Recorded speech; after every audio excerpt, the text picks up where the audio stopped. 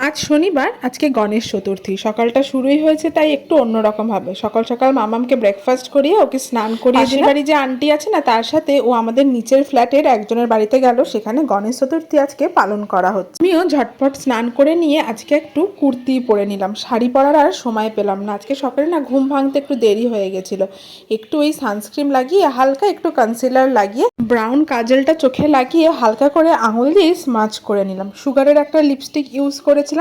এরপরে সিঁদুর পরে নিয়ে চুলটাকে একটুখানি খুলে ভালো করে আঁচড়ে সামনে দিয়ে একটা টুইস্ট মতো পরে নিয়েছিলাম। এই কুর্তিটার ওপরে আবার একটা জ্যাকেট আছে, তো সেই জ্যাকেটটা পরে নিয়ে প্লামের বডি মিস্টটা লাগিয়ে হাতে মিষ্টির প্যাকেটটা নিয়ে চললাম গণপতি বাবা দর্শনের উদ্দেশ্যে। আর দেখো কি সুন্দর ওরা গণপতি বাবার আশপাশটা সাজিয়েছে। মামাম তো আগেই এসে গেছিল, দেখছি এখানে সে সোফায় বসে আছে। আমি যাওয়ার পরে আরতি শুরু হলো। আমিও মামামকে কোলে নিয়ে একটু আরতি করলাম। যদিও এটা ছিল সকালের আরতি, বিকেলে আবার যেতে হবে। এরপরে হাতে প্রসাদ নিয়ে বাড়ি চলে এলাম।